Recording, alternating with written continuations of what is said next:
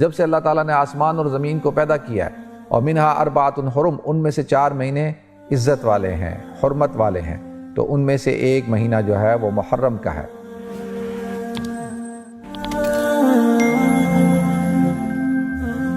اللہ رب العالمین والعاقبۃ للمتقین والصلاۃ والسلام علی اشرف الانبیاء والمرسلین وعلی آلہ وصحبہ اجمعین، اما بعد فاعوذ باللہ السمیع العلیم من الشیطان الرجیم، بسم اللہ الرحمن الرحیم۔ محترم ناظرین کرام، بزرگان دین اور میری عزیز ماؤں اور بہنوں بھائیوں، السلام علیکم ورحمۃ اللہ وبرکاتہ۔ ناظرین، اللہ تعالیٰ مجھے، آپ کو، ہم سب کو یہ جو سال گزرا ہے اس سال کی برکتیں عطا فرمائے۔ ناظرین، اللہ کے رسول صلی اللہ علیہ وسلم نے ارشاد فرمایا، انما الاعتبار للخواتم، کہ اعتبار خاتمے کا ہوتا ہے۔ پورا سال جیسا گزرنا چاہیے تھا ویسا تو نہیں گزرا، یا ہمیں جیسا گزارنا چاہیے تھا ویسے تو نہیں گزارا ہم نے، کیونکہ اس سال کے اندر کافی ایشوز کھڑے ہو گئے، اور میں سمجھتا ہوں کہ میری زندگی کا، آپ حضرات کی زندگی کا یہ جو پیریڈ گزرا ہے پچھلا، یہ جو کرونا وائرس کا اور پینڈیمک کی جو سچویشن تھی، پھر اس کی وجہ سے لاک ڈاؤن، اور اس کی وجہ سے جو ہے وہ ہر چیز کا بند ہو جانا، اور مسجدوں کا بند ہو جانا، مدارس کا، مکاتب کا، اسکولوں کا، آفیسز کا، ٹریولنگ ختم ہو جانا، حج کا نہ ہونا، یعنی عمومی طور پر مسجد اقصیٰ کا بند ہو جانا، مسجد نبوی کا بند ہو جانا، یہ ایک بہت بڑے ایک ایسے ایشوز تھے، اور میں سمجھتا ہوں کہ یہ بہت بڑے المیے تھے اگر دیکھا جائے تو، ہر اعتبار سے، یعنی مذہبی اعتبار سے بھی اور دنیاوی اعتبار سے بھی، کہ کاروبار لوگوں کے ختم ہو گئے، اور لوگوں کے کافی ایشوز کھڑے ہو گئے، بہت سارے لوگ انتقال کر گئے، اور بہت سارے لوگوں کے ساتھ مینٹل ایشو ہو گئے، ذہنی دباؤ کا شکار ہو کے وہ ذہنی بیماریوں کے اندر مبتلا ہو گئے۔ تو کافی ایشوز ہیں، بچوں کے ساتھ کافی ایشوز ہو گئے، لوگوں کا لائف سٹائل چینج ہو گیا، ہمارا طرز زندگی چینج ہو گیا۔ تو لہذا یہ ساری چیزیں ہم نے اس سال کے اندر دیکھی ہیں، اور اچھی چیزیں بھی ہوئی ہیں یقینی طور پر، کہ جب رمضان مبارک کا مہینہ تھا، مساجد بند ہو گئیں، اور تراویح کا اہتمام مساجد میں نہیں ہو رہا تھا، تو لوگوں نے گھروں کے اندر تراویح پڑھنا شروع کر دی، اور لوگوں نے گھروں کے اندر جماعت سے نماز پڑھنا شروع کر دی، جمعے کا اہتمام کرنا شروع کر دیا۔ تو یہ ساری چیزیں ہیں، اور یہ دیکھا جائے تو پھر فیملی کے ساتھ زیادہ وقت گزارنے کا موقع مل گیا۔ بہت سارے لوگ تھے جو بہت مصروف تھے، ان کے پاس وقت نہیں تھا، تو ان کے پاس ان کو وقت مل گیا۔ بہت سارے لوگوں نے قرآن پڑھنا شروع کر دیا، بہت سارے لوگوں نے تفسیر پڑھنا شروع کر دی، آن لائن کلاسز لینا شروع کر دیں، اور سیرت کی کتابیں پڑھنا شروع کر دیں۔ بہت سارے لوگوں نے ہسٹری پڑھنا شروع کر دی۔ بہت سارے لوگ جو ہے وہ اپنے آپ کو ٹائم دینا چاہتے تھے، تو ان کو ٹائم مل گیا اپنے آپ کو دینے کا، بزرگوں کے پاس بیٹھنے کا وقت مل گیا۔ تو بہت ساری پازیٹیو چیزیں بھی ہوئیں اور نیگیٹیو چیزیں بھی ہوئیں، لیکن سال اب اپنے اختتام پر ہے، اور محرم الحرام کا مہینہ بالکل اس کی ابتدا ہے۔ تو اللہ تعالیٰ مجھے، آپ کو، ہم سب کو معاف فرمائے، جو ہم سے خطائیں ہو گئیں، جو غلطیاں ہو گئیں، جو سال جیسے گزارنا چاہیے تھا ویسے تو نہیں ہم نے گزارا۔ یقینی طور پر انسان غافل ہے، کمزور ہے، ضعیف ہے، اس سے یقینی طور پر کوئی نہ کوئی خطائیں بھی ہوئی ہوں گی۔ تو اللہ تعالیٰ ان سب کو معاف فرمائے، اللہ تعالیٰ جو ہے وہ ہمیں برکتیں عطا فرمائے، اور آنے والا سال پورے عالم کے لیے، پوری انسانیت کے لیے، خصوصی طور پر امہ کے لیے ایک بہترین سال ہو۔ ناظرین، کرونا وائرس حقیقتاً بیماری تھی کیا، مین میڈ تھی کیا، حقیقتاً یہ اللہ کی طرف سے تھی، یا اس کے اوپر کوئی کانسپریسی تھیوری ہے، یہ اس کا علم تو مجھے نہیں۔ اور مختلف قسم کی آرٹیکل میں پڑھ رہا ہوں، مختلف قسم کی تھیوریز آ رہی ہیں اس وائرس کو لے کے، اور میں ان سب چیزوں کی طرف نہیں جاتا، لیکن یہ ضرور ہے کہ اس وائرس نے ہماری طرز زندگی کو بدل دیا، اور ہمارا جو طور طریقہ تھا اس کو بدل دیا۔ تو لہذا اگر تو یہ کوئی سازش تھی، اگر تو یہ کوئی انسانوں کی کوئی پلاننگ تھی اور انہوں نے کوئی پلان کیا تھا تو اللہ تعالیٰ اس پلان کو ناکام کر دے، اور جو اس سے وہ مقاصد حاصل کرنا چاہتے تھے اللہ تعالیٰ ان مقاصد کو پورا نہ فرمائے، کیونکہ اللہ تعالیٰ تو بہترین پلانر ہے۔ وَمَكَرُوا وَمَكَرَ اللَّهُ وَاللَّهُ خَيْرُ الْمَاكِرِينَ کہ ایک لوگ مکر کرتے ہیں اور ایک اللہ پلان کرتا ہے، اور اللہ تعالیٰ بہترین پلانر ہے، اللہ تعالیٰ ان کے پلان کو ان کے اوپر لوٹا دے۔ تو لہذا یہ جو کنٹرول، یعنی اس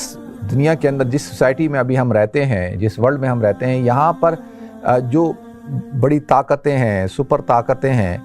اور ان کے اندر نشہ ہے پوری دنیا کو کنٹرول کرنے کا، اور پوری دنیا میں اپنی حکومت قائم کرنے کا، اپنی نظریات ٹھونپنے کا، اپنے جو ان کے افکار ہیں ان کو پھیلانے کا۔ اللہ تعالیٰ ان کو ہدایت عطا فرمائے اور ان کو سمجھ عطا فرمائے کہ دنیا کے اندر اس سے پہلے بھی کئی تہذیبیں آئیں، کئی قوتیں اٹھیں، بہت سارے بادشاہ تھے، بڑے بڑے لوگ گزرے ہیں جن کو یہی خمار تھا، جن کے اندر یہی نشہ تھا، وہ بھی اپنے نشے کے اندر مست ہو کر پوری دنیا کو کنٹرول کرنا چاہتے تھے۔ تو یہ کنٹرول کرنے کی جو پالیسی ہے ناظرین، یہ بڑی خطرناک ہوتی ہے۔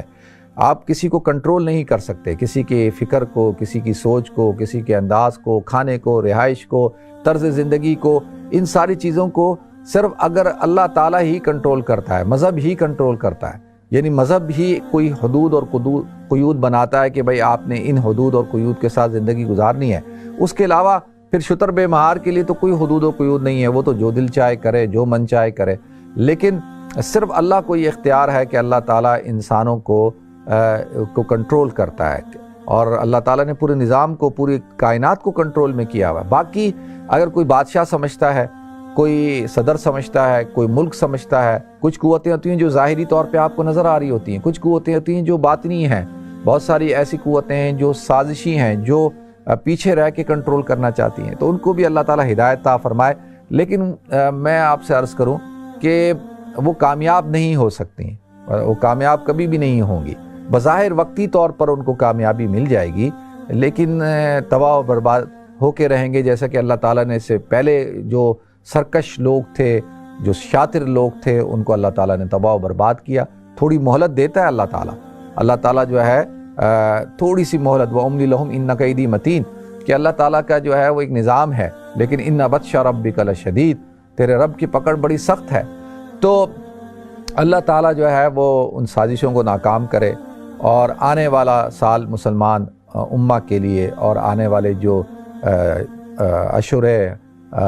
حرمت والے ہیں، خاص طور پہ جو محرم کا مہینہ ہے، اللہ تعالیٰ اس مہینے کو بھی مسلمانوں کے لیے باعث رحمت بنائے، باعث برکت بنائے۔ اور یہ جو 4 مہینے ہیں نا، ان عدت الشہور عند اللہ 12 شہرا فی کتاب اللہ یوم خلق السماوات والارض منہا 4 حرم، کہ اللہ تعالیٰ نے جو سال کے جو 12 مہینے ہیں ان کی تعداد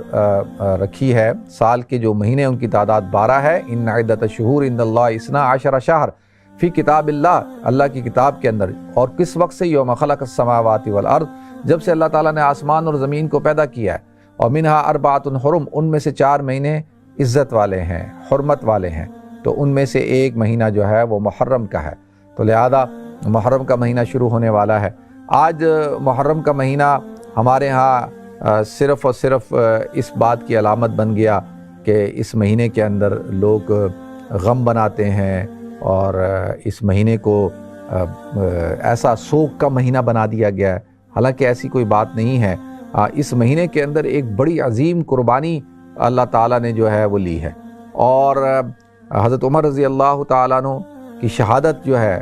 آپ کی وفات جو ہے 1 محرم الحرام کو ہوئی، اور پھر 10 محرم الحرام کو نواسہ رسول حضرت حسین رضی اللہ تعالیٰ عنہ کی شہادت ہوئی، اور ان کی خانوادے کی شہادت ہوئی۔ تو لہذا یہ ایک بہت بڑی قربانی تھی۔ اگر دیکھا جائے ناظرین، تو اسلام کی ابتدا بھی قربانی ہے اور اس کی انتہا بھی قربانی ہے۔ حضور اکرم صلی اللہ علیہ وسلم کی آپ زندگی اٹھائیں تو نبی کریم صلی اللہ علیہ وسلم کی زندگی کے اندر قربانیاں ہی قربانیاں ہیں، مسائل ہی مسائل ہیں، پریشانیاں ہی پریشانیاں ہیں۔ اور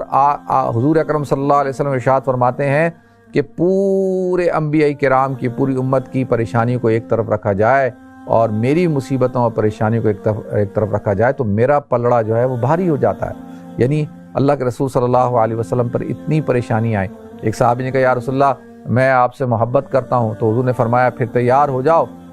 کہ مجھ سے محبت کرتے ہو تو پھر تم پر بلائیں اور مصیبتیں آزمائشیں نازل ہوں گی، تو لہٰذا پھر تم نے صبر سے کام لینا ہے، استقامت سے کام لینا ہے، اور تم نے جو ہے وہ ہمت سے کام لینا ہے۔ تو لہٰذا اگر دیکھا جائے تو حضور اکرم صلی اللہ علیہ وسلم نے جیسے ہی نبوت کا اعلان کیا تو آپ کے فی ذاتی آپ کے اوپر تشدد کیا گیا، حضرت ابوبکر صدیق رضی اللہ تعالیٰ عنہ کے اوپر تشدد کیا گیا۔ یعنی ایک دفعہ تو حضور اکرم صلی اللہ علیہ وسلم نماز پڑھ رہے تھے تو آپ کے اوپر تو اونٹنی کی اوجڑی لا کر جو ہے وہ پھینک دی گئی، جس سے آپ کا سانس گھٹنے لگا۔ حضرت فاطمہ زہرا رضی اللہ تعالیٰ عنہ نے اس کو اٹھایا اور کہا کہ تم اس شخص کو کیوں قتل کرنا چاہتے ہو جو صرف یہ کہتا ہے کہ میرا رب اللہ ہے۔ اسی طریقے سے حضور اکرم صلی اللہ علیہ وسلم کے خلاف کتنی سازشیں ہوئیں آپ کو قتل کرنے کی، آپ کو پریشان کرنے کی، آپ کو تکالیف دینے کی، اور آپ کو تانے دیے جاتے تھے، آپ کو جادوگر کہا جاتا تھا، مجنوں کہا جاتا تھا، دیوانہ کہا جاتا تھا۔ پھر آپ کا شیب ابی طالب کے اندر آپ کا سوشل بائیکاٹ کیا گیا، آپ کے پورے خاندان کا۔ وہ 3.5 سال کا جو عرصہ ہے وہ اگر آپ حضرات پڑھ لیں، میں گزارش کروں گا آپ حضرات پڑھیں کہ وہ کتنا سخت وقت تھا۔ پھر آپ کے ساتھیوں کو تکالیف دی گئیں، پریشانیاں، اور اسی طرح پھر اللہ کے رسول صلی اللہ علیہ وسلم نے اور صحابہ کرام نے ہجرت کی،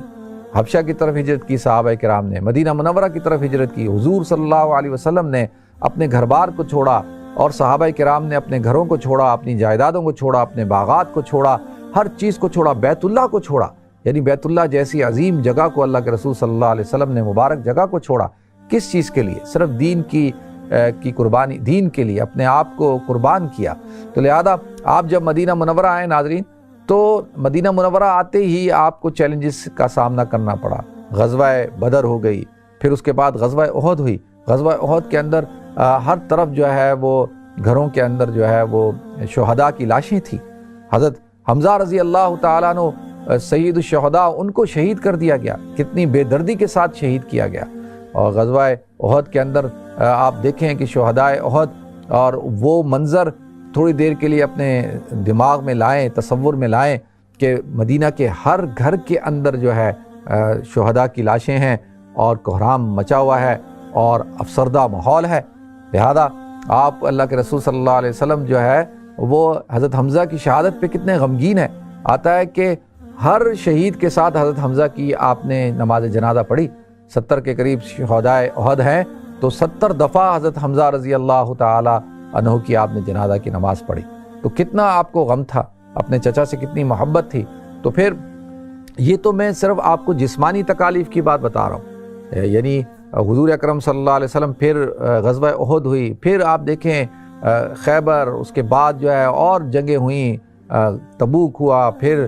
جو ہے اللہ کے رسول صلی اللہ علیہ وسلم موتا ہوا، اور پھر فتح مکہ۔ یہ ساری جو تکالیف تھیں یہ کس لیے تھیں؟ دین کے لیے تھیں۔ شہداء کی ایک پوری ایک تسلسل ہے، ایک پوری ایک ہسٹری ہے، ایک پوری ایک تاریخ ہے۔ یعنی سید الشہداء حضرت حمزہ سے یہ سلسلہ شروع ہوتا ہے، اور پھر حضرت حسین رضی اللہ تعالیٰ عنہ تک پہنچتا ہے، پھر ان کے بعد بھی تابعین اور تبع تابعین تک یہ سلسلہ جاری رہتا ہے۔ یقینی طور پر حضرت حسین رضی اللہ تعالیٰ عنہ کی شہادت بڑی عظیم شہادت ہے، بہت بڑی قربانی ہے، اور بہت بڑا ایک سانحہ ہے، اور اس سانحے کی وجہ سے آج دیکھیں اسلام کے اندر 2 فرقے بن چکے ہیں۔ عرض یہ کرنا ہے کہ اتنا بڑا سانحہ ہے کہ جس کی جتنی مذمت کی جائے اتنا کم ہے، لیکن شہادت تو ایک مقام ہے، شہادت تو ایک اعزاز ہے۔ اللہ رب العزت جس کو شہادت کا مقام دیتے ہیں اس کو اللہ تعالیٰ اعزاز عطا فرماتے ہیں، اور اسلام کے اندر یہ سب سے بڑا جو رتبہ ہے اللہ رب العزت نے جو عطا کیا ہے وہ شہید کو عطا کیا ہے۔ تو اب آپ دیکھیں کہ شہید کو کتنا بڑا درجہ دیا ہے اللہ رب العزت نے، یعنی اللہ تعالیٰ اس کے بارے میں کہتے ہیں وَلَا تَحْسَبَنَّ الَّذِينَ قُتِلُوا فِي سَبِيلِ اللَّهِ أَمْوَاتٌ بَلْ أَحْيَاءٌ، کہ وہ زندہ ہیں، زندہ۔ اب ایک انسان کہتا ہے وہ زندہ ہیں، بھئی کیسے زندہ ہیں؟ عِندَ رَبِّهِمْ يُرْزَقُونَ، کہ اللہ تعالیٰ فرماتے ہیں ان کو ان کے رب کی طرف سے رزق دیا جاتا ہے۔ وَلَا تَقُولُوا لِمَنْ يُقْتَلُ فِي سَبِيلِ اللَّهِ أَمْوَاتٌ بَلْ أَحْيَاءٌ وَلَكِنْ لَا تَشْعُرُونَ، کہ وہ ان کو تم مردہ مت کہو جو اللہ کے راستے میں جو ہے وہ مارے گئے، اور جو ہے وہ تمہیں شعور نہیں ہے ان کی حیات کا، ان کی زندگی کا۔ یہ آیتیں نازل ہوئی ناظرین جب احد کے اندر مسلمان شہید ہوئے، اور ہر طرف غم کی لہر تھی، لوگ پریشان تھے، اور لوگ جو ہے وہ بیچارے اپنے غموں کے اندر ڈوبے ہوئے تھے، ان کے پیارے جو ہے وہ شہید ہو گئے تھے، تو اللہ تعالیٰ نے ان کو تسلی دینے کے لیے یہ آیات نازل فرمائی کہ اللہ نے تو ان کو اتنا بڑا اعزاز عطا فرمایا ہے۔ تو لہذا شہادت مقام ہے اور مقام غم نہیں ہے، شہادت تو ایک اعزاز ہے۔ اللہ کے رسول صلی اللہ علیہ وسلم شہادت کو طلب کیا کرتے تھے۔ آپ ارشاد فرماتے ہیں لوددت ان اقتل فی سبیل اللہ ثم احیا ثم اقتل ثم احیا ثم اقتل ثم احیا ثم اقتل، کہ اگر مجھے کہا جائے کہ بھئی دنیا میں تم جا کے کون سا ایسا عمل کرنا چاہتے ہو، تو میں کہوں کہ لوددت ان اقتل فی سبیل اللہ، کہ مجھے اللہ کے راستے میں قتل کیا جائے، زندہ کیا جائے پھر قتل کیا جائے، زندہ کیا جائے پھر قتل کیا جائے، زندہ کیا جائے پھر قتل کیا جائے۔ یعنی حضور اس طرح ارشاد فرما رہے ہیں کہ مجھے یہ بات بہت محبوب ہے کہ آتا ہے کہ جنت کے اندر کوئی شخص دنیا میں جانے کی تمنا نہیں کرے گا سوائے شہید کے، کہ شہید اس بات کی تمنا کرے گا کہ اللہ تو دنیا میں مجھے دوبارہ بھیج اور دوبارہ میں تیرے راستے کے اندر اپنی جان کی قربانی پیش کروں۔ یعنی یہ اس کے لیے اتنے بڑے اعزاز کی بات ہوگی۔ تو اللہ تعالیٰ جو ہے یہ حضرت حسین رضی اللہ تعالیٰ عنہ اور ان کے خاندان کی قربانی کو بھی اللہ قبول فرمائے، اور اللہ تعالیٰ ان کے درجات کو بلند فرمائے، تمام شہداء کے درجات کو بلند فرمائے۔